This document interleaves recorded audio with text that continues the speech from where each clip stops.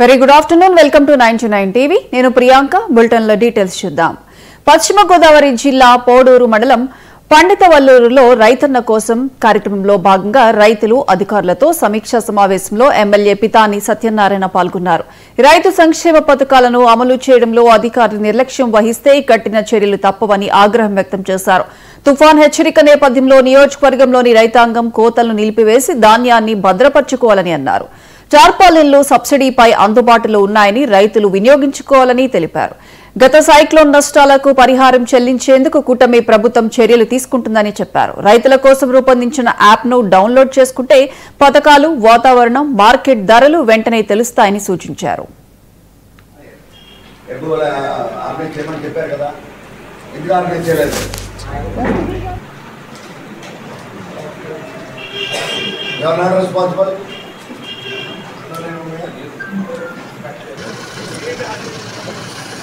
రాష్ట్రంలో జరుగుతున్న రైతన్న మీకోసం కార్యక్రమంలో భాగంగానే ప్రత్యేకంగా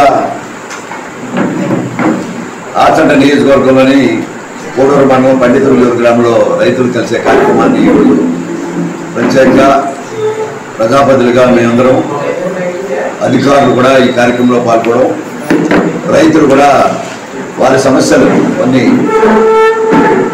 మా దృష్టి కూడా తీసుకొచ్చిన సందర్భంగా రైతులు అభినందిస్తూ ఉన్నాం. ఒకటి, ప్రధానంగా ప్రభుత్వం